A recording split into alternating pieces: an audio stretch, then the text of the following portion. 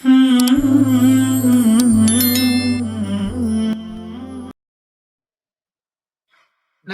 ونصلي على رسوله الكريم أما بعد فأعوذ بالله من الشيطان الرجيم بسم الله الرحمن الرحيم إن الصلاة تنهى عن الفحشاء والمنكر الآية. عن أنس رضي الله تعالى عنه قال قال رسول الله صلى الله عليه وسلم أول ما يحاسب به العبد يوم القيامة الصلاة فإن صلحت صلحت سائر عملي وإن فسدت فسدت سائر عملي. উপস্থিত অত্র এলাকার মুসলিম সমাজ, আমার সামনে বসে থাকা ছোট বড় দিনদার ভাই সকল, সমস্ত প্রশংসা, সমস্ত গুণগান, সমস্ত গুণকীর্তন সে মহান আল্লাহ পাকের জন্য, যে আল্লাহ পাক আমাদেরকে এই সুন্দর মজলিসে সুস্থভাবে আসার এবং বসার তৌফিক দান করেছেন। সে মহান আল্লাহ রাব্বুল আলামিনের যতই শুকরিয়া আদায় করি ততই কম। তাই আমরা সেই মহান আল্লাহকে রাজি খুশি করে দেন সকলে একটা ছোট্ট বাক্যে দাঁড়াই বলি আলহামদুলিল্লাহ। তারপরে পরে আমার নবী, আপনার নবী, সারা বিশ্বের নবী, মা আমিরাল্লাহ মুহাম্মদুল জানবী মুহাম্মদ রাসূলুল্লাহ সাল্লাল্লাহু আলাইহি ওয়াসাল্লাম, তিনার উপরে লাখ কোটি দুরূদ সালাম ঝর্ণা নেই বর্ষিত হতেই থাকুক। আমরা সকলেই বলি আল্লাহুম্মা আমিন, আল্লাহুম্মা সাল্লি আলাইহি, আল্লাহুম্মা বারিক আলাইহি। সম্মানীয় উপস্থিতি, আমি আপনাদের সম্মুখে যে বিষয়টি নিয়ে দণ্ডায়মানিত হয়েছি সেই বিষয়টির নামই হচ্ছে ফরজ সালাত। বিষয়টি বলার কারণ হচ্ছে এইটাই যে আমরা যেন বুঝতে পারি যে আজকের আলোচনাটা কোন বিষয় হচ্ছে। তার জন্য এই বিষয়টা বলে দিলাম যাতে করে আপনাদের সুবিধা হয় আলোচনাটি বুঝা। সম্মানীয় উপস্থিতি, আজকে এই সালাত এই বিষয়টি আমার বলার কারণ হচ্ছে এইটা যে দেখুন, আমরা অনেকে টাকাওয়ালা মানুষ আছি, আমরা অনেক জায়গায় দান সাদকা করে থাকি এবং কি যা যেরকম উপার্জন সেরকম হিসেবে আমরা মসজিদ বানিয়ে দিই, মাঝে একটা ঘর বানিয়ে দিই, এরকম আমরা মানুষ আছি।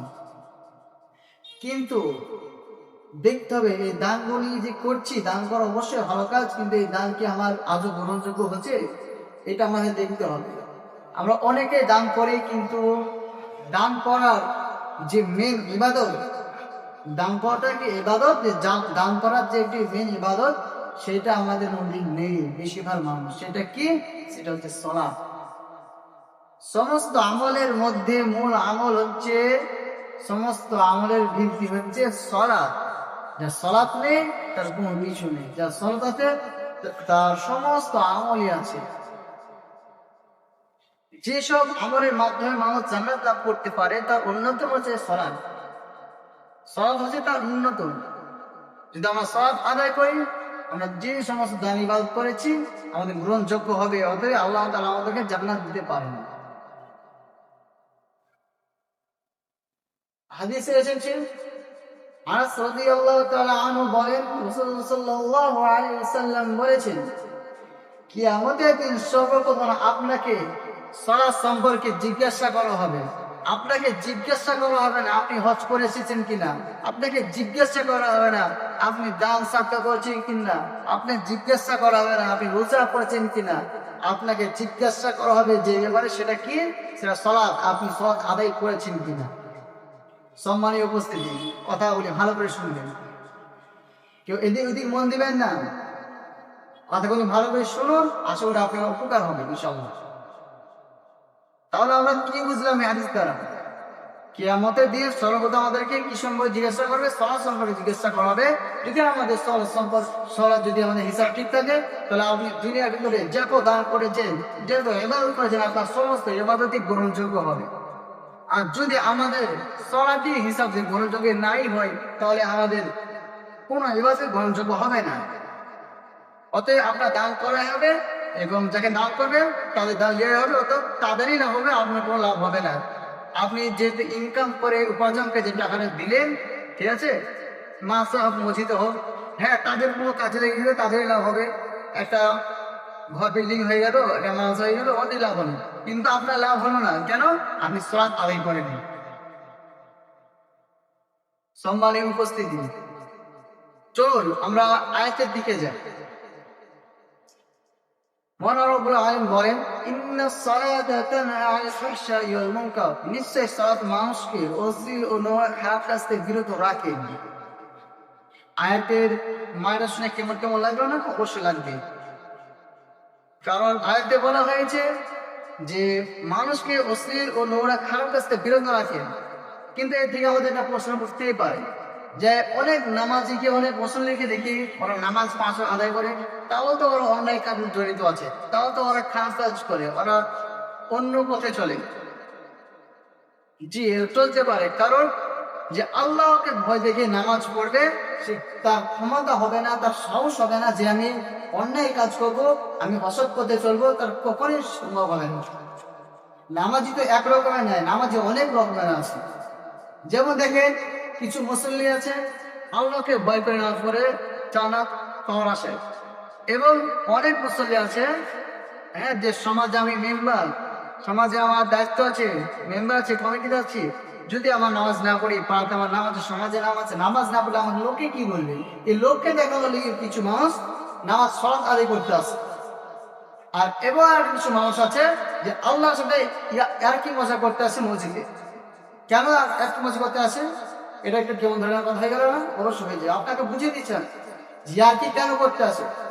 দেখবেন কিছু মানুষ আছে ওরা জোহরে আসে, আসরে আসে না, আসরে আসে তো মাগরিব আসে না, মাগরিব আসে এসে আসে না, এরকম ধরনের ওরা খেলা করার মতো নাচ করতে আসছে। আল্লাহ তাআলা নাচ পড়াতে বলেননি, 5 ওয়াক্ত ফরজ নামাজ করেছে, সে 5 ওয়াক্ত আমাদেরকে নামাজ আদায় করতে হবে। তো এই সমস্ত যারা আমার নামাজি আছে মানুষকে দেখানোর জন্য, আল্লাহ রাজি করার জন্য, আপনারা ফিরে আসুন আল্লাহর পথে, ভালো মানে খাঁটি মুসল্লি হয়ে যান, তাহলে আপনার সালাত আল্লাহ গ্রহণযোগ্য করবেন। একটা কথা মনে রাখবেন যে ঘরের কোনায় বসে আপনি জাহান্নাম কিনে নিতে পারবেন, কিন্তু আপনি যে 60-70 বছর ইবাদত করে নামাজ পড়ে জান্নাত যেতে পারবেন, এই গ্যারান্টি আপনি নিতে পারবেন না। কিন্তু বিশ্বাস রাখতে হবে, হ্যাঁ আমি নামাজ পড়ছি, আল্লাহ আমাকে দিন জান্নাত দিবে, এই আশা নিয়ে নামাজ পড়তে হবে, অবশ্যই আল্লাহ আমাদেরকে দিন জান্নাতবাসী করবে। পরিশেষে আমি একটি হাদিস বলে আমি বক্তব্য শেষ করে দেব। হাদিসটি হচ্ছে আবু হুরায়রা রাদিয়াল্লাহু তাআলা আনহু বলেন, রাসূলুল্লাহ সাল্লাল্লাহু আলাইহি ওয়াসাল্লাম বলেছেন, সালাতের 3 ভাগে বিভক্ত করা হয়েছে। এক ভাগ হচ্ছে রুকুর মাধ্যমে, দ্বিতীয় ভাগ হচ্ছে সিজদার মাধ্যমে, তৃতীয় ভাগ হচ্ছে ওযুর মাধ্যমে। এই তিনটি আমাদের যদি পরিপূর্ণভাবে ভালোভাবে হয় তাহলে আমাদের সালাত কবুল হবে, আর যদি না হয় তাহলে আমাদের সালাত কবুল হবে না। এই হাদিস দ্বারা আমরা এটা বুঝতে পারলাম, যদি আমাদের সালাত কবুল করাই লাগে তাহলে আমাদের সর্বপ্রথম কি করতে হবে? ওযু ভালোভাবে বানাতে হবে। অনেকে ওযু করে কিন্তু তাদের এই হাত থেকে এটা শুকনো থেকে যায়, মুখের এই ধারটা শুকনো থেকে যায়, অনেকেই করি, কিন্তু এগুলি লক্ষ্য রাখতে হবে, খেয়াল রাখতে হবে যে আমার ওযুটা ঠিক হচ্ছে কিনা। 2 নম্বর, আমরা রুকু করি, রুকুটাও ঠিক মতন করতে হবে, ঠিক মতো দোয়া করতে হবে, এবং সিজদা আমাদেরকে ভালোভাবে করতে হবে, যতদিন ভালো হবে। যদি আমরা না করি তাহলে আমরা সালাত কবুল হবে না, এই হাদিস থেকে বোঝা যাচ্ছে। পরিশেষে আল্লাহর কাছে দোয়া করি, যারা আমরা এখন সালাতে আসতে পারছি না, আল্লাহ আমাদেরকে সালাতে আসার তৌফিক দান করুন, এবং যারা এখন ওযু ঠিক মতো জানি না তাদের সঠিক ওযু শিক্ষার তৌফিক দান করুন, আমিন। পরিশেষে আল্লাহর কাছে দোয়া করি, আল্লাহ আমাদেরকে সকলকে যেন সালাতমুখী হওয়ার তৌফিক দান করুন, মসজিদমুখী হওয়ার তৌফিক দান করুন, আমিন। আসসালামু আলাইকুম ওয়া রাহমাতুল্লাহি ওয়া বারাকাতুহু।